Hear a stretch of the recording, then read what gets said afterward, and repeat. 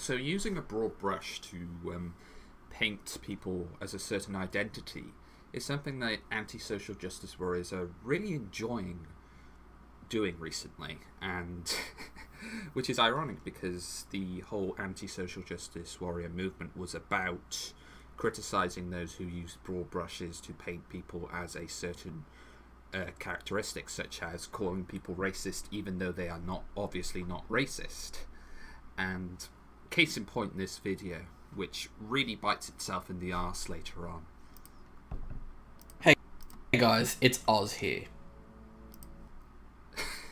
That already gives me the sign of the... that should already give you the sign, of course. I've already seen it and I know it is. Of the D quality video that we're going to get here, you know, the like begging. You know what? Even if this video wasn't absolute garbage, I wouldn't... you know, I would be kind of annoyed by that because I'm not a huge fan of like whoring and things like that. But, you know what? I'm going to actively dislike this video. I actually rarely do this, but it's so garbage. And the begging for likes as well, it's just... it's hilariously bad. Let's just watch this. It appears that Spino needs a refresher course on what an SJW is. The topic of right-wingers that aren't open racists but still help to fuel the growth of white nationalism is going to get a lot of people accusing me of being an SJW, a term which used to have really specific meanings but has now been expanded to anyone remotely left-wing of me, or someone who suggests a right-winger can be racist. And he's completely right there. I don't know how I can explain this to you, but the term SJW has been taken now and has sort of fallen victim to the same fate as the term racist has in the mainstream. You know, people have been, you know, labelling anybody that, you know, who has a negative opinion of migration from North Africa and the Middle East into Europe, or people who have concerns about cultural Marxism and problem professors in universities as racist or sexist or culturally appropriation and microaggressions and all that kind of stupid bullshit. And now it seems like the adversaries to that movement are falling victim to the same thing. They're eating themselves in a sense. It's I forget the name of the original picture, but there's a picture of a snake eating its own tail, and that's exactly what I get from the people who are now... a lot of the people, not all the people, obviously, because there's definitely a huge amount of people that are on the anti-SJW movement, myself included, who come across as people who don't want the same thing to happen to the anti-SJW movement. The same sort of cultish mentality and dismissing arguments based upon the identity of the person arguing them. But a lot of people are really now getting caught up in this very tribal, very close-minded philosophy of not wanting to engage people in debate and just instead focus on smearing people and trying to make them a mockery. And that's exactly the same thing that has happened to Spino, in my opinion. And later on he's going to say that if you defend anybody, you're a social justice warrior, which is... By that logic, anybody who says that Trump is not a racist is a social justice warrior. I mean, we'll get to that when we get to that, but it's embarrassingly bad. Now, doing any of the things I'm going to mention does not make you an SJW. However, if you do meet one of the requirements, be concerned. Be very concerned if you meet more than one. Kevin Logan to your arguments here, mate. Just...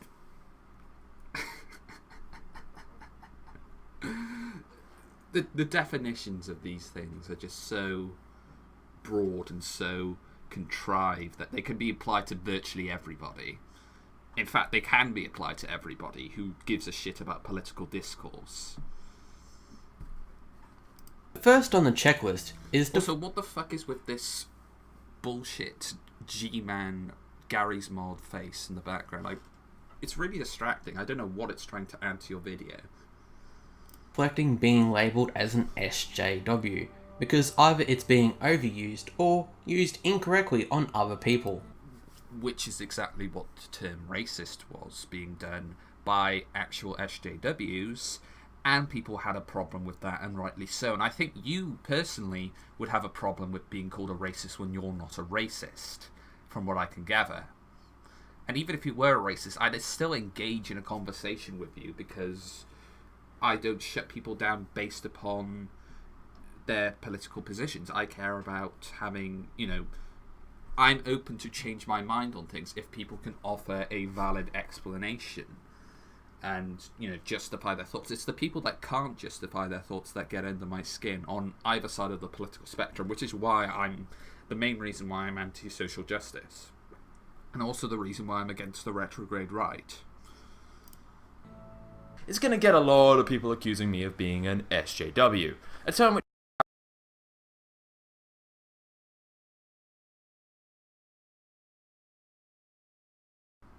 might be damaging to their ethos, in the same way that labelling Spino as a social justice warrior is damaging to his ethos, don't you think? You were literally... The hypocrisy astounds me here. From the people who are now, calling Spino an SJW. And people are going to be like, oh, well, you're just a Spino apologist, go and suck his dick. I've disagreed with Spino plenty of times. I literally said on a live stream last night, his podcast with Blonde and the Belly of the Beast, I think he did a pretty bad job in that discussion. But... and I've also criticised him for his approach on that guy T and conversing with that guy T and, trying to make him out into a unnecessary mockery, when I think T is open to conversation. He shitposts a lot on Twitter, but the point is, I'm not completely on Spino's side here. I'm willing to sympathise with Sargon's point of view. And I think that's a good asset, because I think I'm on decent terms with both sides of the camp here. I'm not doubling down on one side or the other. I probably lean a bit more towards Spino's side with regards to this issue, but I can still sympathise with Sargon's side. I can still see areas where Spino went wrong, and I think that's a good asset to have. That's making me open to both sides of the conversation and making me take in. The only thing I'm very sort of hardline about is the quality of discussion. I'm not going to, idiotic videos like this, which are deliberately made to smear somebody and to make them look like a mockery when they clearly aren't, are the kinds of things that I'm against. And I'm against it also when the left do it. Not off to a great start, but perhaps he will have better luck as we go on. Claim your identity, or something about your identity, means you shouldn't be criticised or should be protected. Carl, you are lying. To 93,000 people and counting. And why? Just so you can get some victim points to smear a 19-year-old who was making fun of you on the internet with. In Australia, you can have sex at 16. At 18, you can drink and go to war. Being 19 means fuck all. That's not the argument he's trying to make, you idiot. The argument Spino is trying to make is he's trying to make Sargon look pathetic for getting this pedantic about a 19-year-old boy.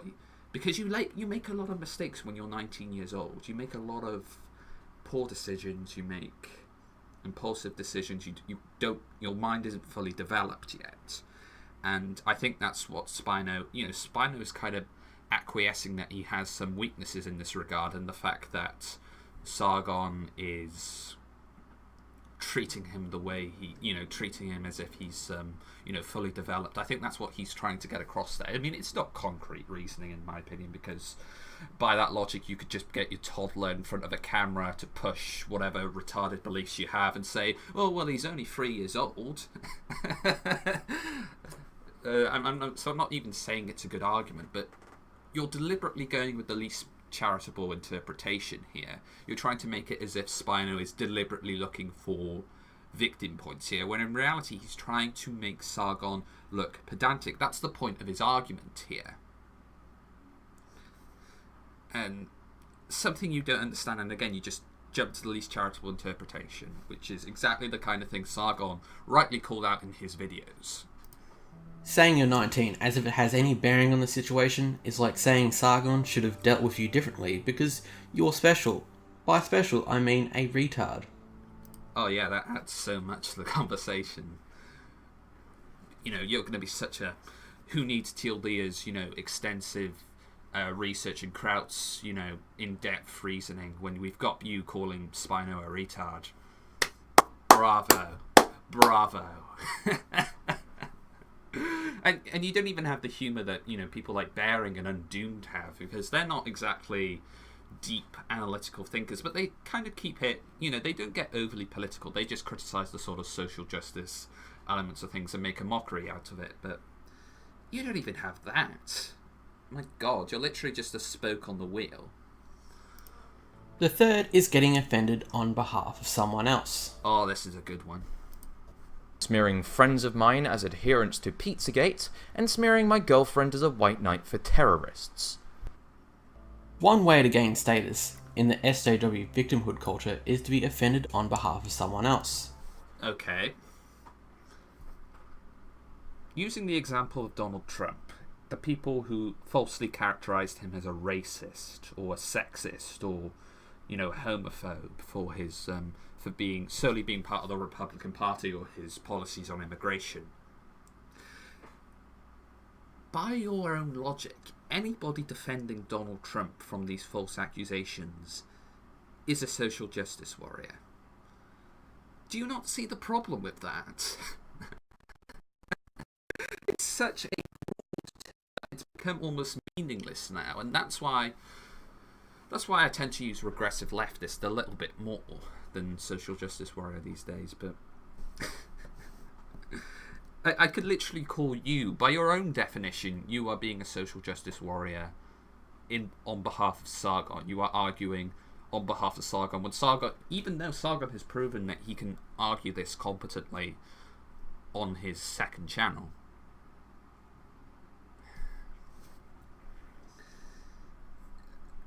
Just the hypocrisy astounds me in this video. It's just, what are you trying to prove? I mean, if you think Sargon is completely on the right on this issue, and he's addressed this issue before on his second channel, he's made some response videos to it, and he's talked about it with Spino on Twitter. If you think he's so right on the issue, why are you bothering to make a video on this when it's already been dealt with? Because it really screams of insecurity and basically the right-wing equivalent of, or the retrograde right equivalent of virtue signaling, just picking a low-hanging fruit and then, kicking him when he's down and, making all these references to, well, actually, no, you don't do that, to be fair. You're not that bad. You're not naked 8 tier yet. Making all these dumb references to Pol and, Chan culture, which has nothing to do with politics, might I add. If you're not the victim, you can be the white knight for the victim. In this case, Spino's girlfriend can handle herself. Yes, she can. And Donald Trump can handle himself. And Sargon can handle himself. And Paul Joseph Watson can handle himself. You, by your own very definition, are what you're criticising here. Don't you see the problem? I'm not saying the term social justice warrior has no levity, has no legitimacy, but I'm saying it's going down the same path as the term racist did. It's being applied so broadly right now that it's doing more damage to your cause than it is good, in my opinion. I mean, I guess it's making it a bit more mainstream, which I suppose is good for your cause, but you've seen how making causes mainstream has damaged the credibility of the social justice warriors in the past. I mean, look at... I even saw yesterday a clip from the the new Simpsons, which I still think is quite good. I still think the Simpsons can be really funny. Not all the time, nowhere near as consistently as the old seasons, but they're still funny. And they, made fun of the sort of social justice culture on university campuses, and in specifically Yale. this movement, this anti-social justice movement, is gaining ground, and you're flying too close to the sun here. This is where my criticism of the retrograde right is coming in, is because there are people on the right who are flying too close to the sun in order to make the social justice warriors look like the worst people ever. And they're terrible people, but I would wager that, the apologists for Islamic extremism are less of an issue than the actual Islamic extremists. I think you can educate the apologists about why they're wrong about Islamic extremism, whereas, the Islamic extremists, good luck with that. As for Furious Fossa, aka Furious Furry, aka Furious Tosser, I like how you call him all these things when you don't offer any kind of constructive criticism on where he's wrong or what he's done to deserve these labels. he needs all the help he can get. As for these moral violations, they're nothing. I consider a stepped-on sandcastle more offensive. More so, Spino's example of Sargon being a meanie pants to his girlfriend is a prime example of number 4, being hypocritical to the outside group. While it's an offence to smear someone as a white knight for terrorists, if you have a vagina, smearing people as white knights for dictators is, well, Yeah, because it's totally because she has a vagina. And it's not because Sargon has been... I think Sargon offered a good explanation of this, but it definitely comes across the way he portrays Ausyarr, and I think what the reason why Sargon doesn't do it as much and justify his position on somebody like Ausyarr is that I don't think he wants to sound like a broken record. But in my opinion, I think if you're going to have a controversial opinion, for example, white nationalism, more power to you if you want to have that opinion. If you can change my mind on that opinion, more power to you, and I'll give you a pat on the back because I'm pretty I'm pretty against white nationalism. But with regards to Sargon's relatively controversial opinion on people like Assad and Putin, offering explanation is all I ask for. I don't want him to change his opinion. What I want is a good explanation why he holds that opinion. And if he's not going to offer it, then, which he's proven that he can offer it in his response to Spino,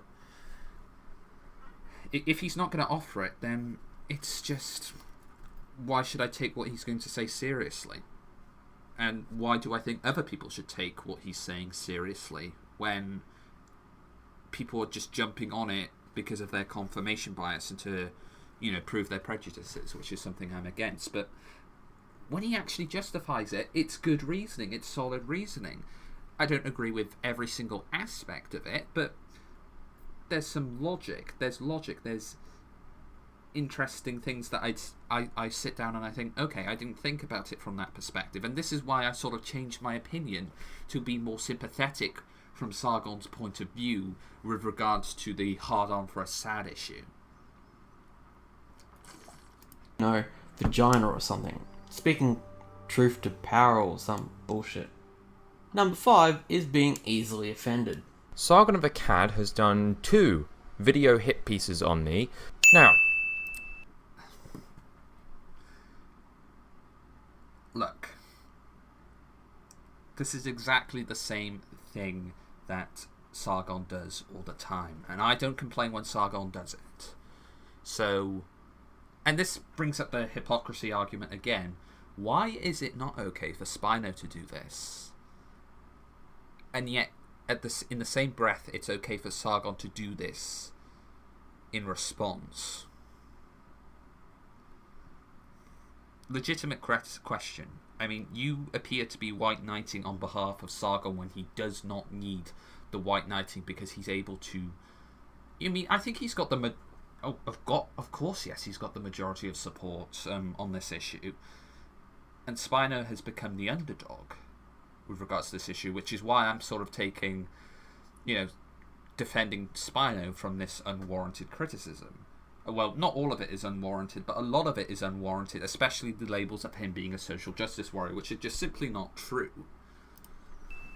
I have lost over 1,000 subscribers for this, since I haven't lost enough subscribers.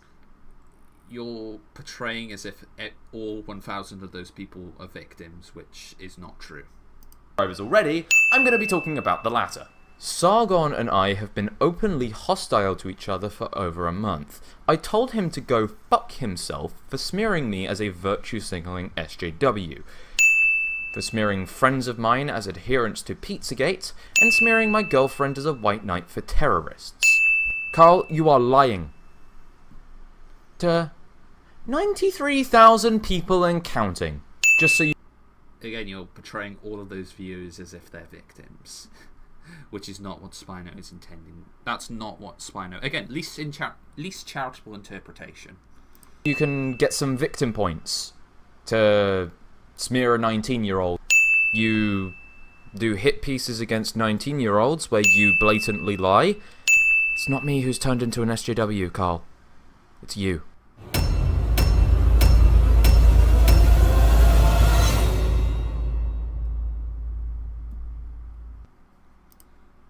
Yeah, that's the end of the video. I really think you should sit down, Ausyarr, I think that's your name. That's how you say your name. I really think you should sit down and try to see this from Spino's point of view, in the same way that I sat down and tried to see it from Sargon's point of view, and actually had some sympathy for Sargon in this argument. And because what you're doing here, and what a lot of people are doing here, is that they're assuming the worst from Spino and assuming the best from Sargon. And there's definitely people doing the opposite, assuming the best from Spino, assuming the worst from Sargon. Myself, I used to be in that camp also, but just because I sat down and thought that Sargon made valid points does not mean that I'm immediately going to jump to Sargon's defense. It's not a black and white issue, is what I'm trying to say, and the way you're trying to paint it as such,